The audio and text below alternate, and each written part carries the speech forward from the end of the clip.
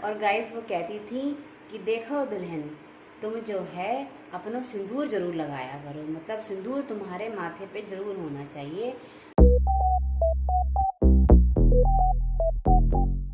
Hi guys, welcome back to my another vlog. और आज मैं कुछ ऐसी बातें बताने वाली हूँ कि कुछ यादें हैं मेरी, वो मैं आपको बताऊंगी। आप ही सोच रहे होंगे कि आज मैंने ये सर पे पल्ला क्यों कर रखा है और आज ये मैं ये सर ढाक के क्यों मैं बात कर रही हूँ। तो मैं आपको बता दूँ कि आज मैं जब किचन में काम कर रही थी तो व्रत है आज मेरा। तो मैं जब किचन में काम कर रही थी तो आज ऐसे ही होता है ना, कभी कभी किचन में आप सोचते रहते हो, कोई बात अगर सोचते हो तो सोचते रहते हो। तो वही मैं आज ना मेरी सासू माँ के बारे में सोचने लगी। तो मुझे याद है कि जब वो मेरे साथ थी तो मुझसे कहती थी कि बेटा, जब तुम कोई पूजा पाठ का काम किया करो या जब कुछ जैसे घर में कोई धार्मिक काम होता है तो उसका जब तुम भोग बनाया करो तो लली दुल्हन तुम सर पे पल्ला कर लिया करो। तो आज मुझे ना उनकी बात याद आ गई। गाइज, मेरी जो सासू माँ थी वो बहुत अच्छी थी, मतलब उन्होंने मुझे बहुत प्यार किया है। आमतौर पे क्या होता है कि आप लोग कभी देखना थोड़ा सा सास बहू की आपस में चलती है या थोड़ी सी कभी कभी बहस भी होती है या कभी गुस्सा भी होते हैं दोनों सास बहू में एक दूसरे से। लेकिन शायद कहते हैं ना कि अच्छे लोग जो होते हैं वो बहुत कम रहते हैं आपके संग में, बस उनकी यादें रहती हैं। तो मैं आपको बता दूं, मेरी जो सासू माँ थी ना वो बहुत अच्छी थी।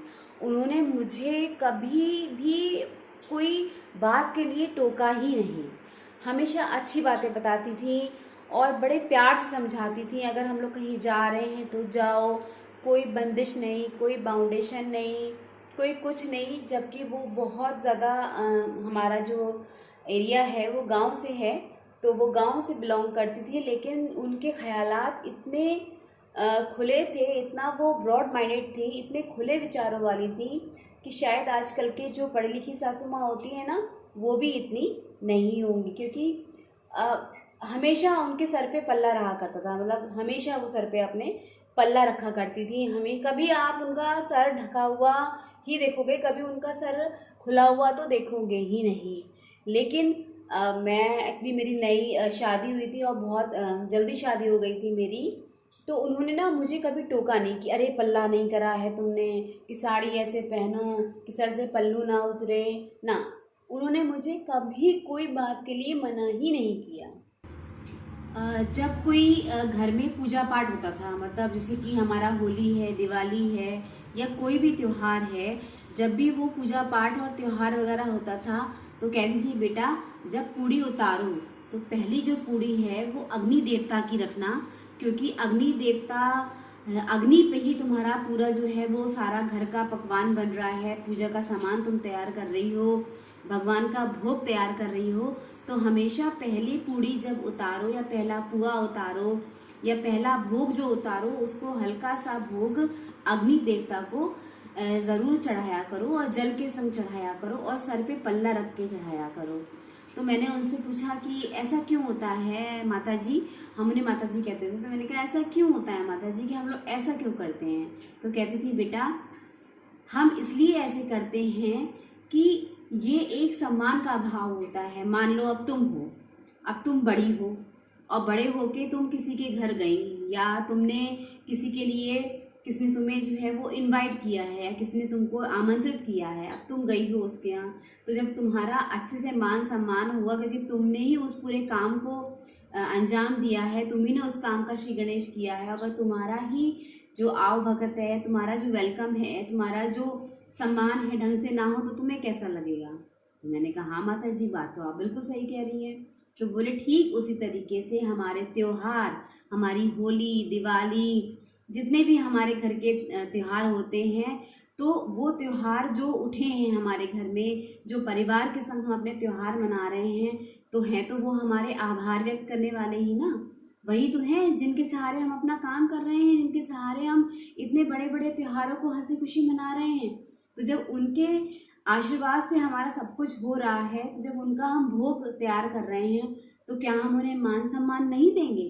क्या हम उनके लिए अच्छे से नहीं करेंगे? तो बेटा, बहुरानी दुल्हनिया, तुम हमेशा अच्छे से जब भी भोग तैयार करो, सर पे पल्ला डाल के पहला जो भोग है हल्का सा उसमें से अग्नि देवता को लेकर जल के संग में अर्पण करके हाथ जोड़ना और कहना, भगवान जो भूल चूक हुई है हमसे माफ़ करो और मेरा जो भोग है वो स्वीकार करो। और देखना इस बात से बड़ी बरकत होती है।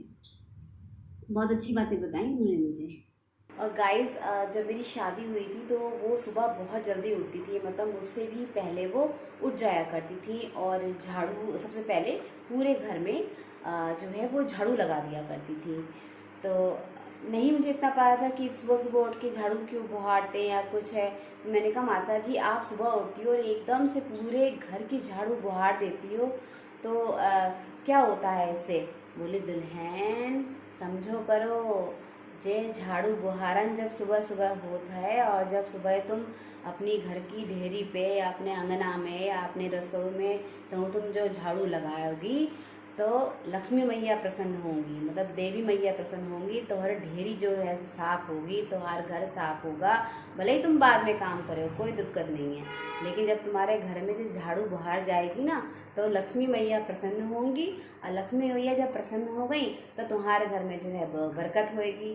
तो दुल्हन हम इसलिए झाड़ू बुहारते हैं। और तुम जब सुबह सुबह उठो, कतई हम नहाए हों या कोई बात है, तो तुम जब उठो तो सुबह सुबह कतई तड़के सबसे पहला घर में झाड़ू बुहार करो, उसके बाद में अपने काम करियो, ठीक। और गाइस वो कहती थी कि देखो दुल्हन, तुम जो है अपना सिंदूर जरूर लगाया करो, मतलब सिंदूर तुम्हारे माथे पे जरूर होना चाहिए। एक सुहागिन के लिए सिंदूर का होना बहुत ज़रूरी है। कतई तुम्हें भूलना नहीं कि जो सिंदूर लगाना तुम कभी भूलना नहीं। सिंदूर लगाना अच्छी बात होती है, सर धो सिंदूर लगा लो।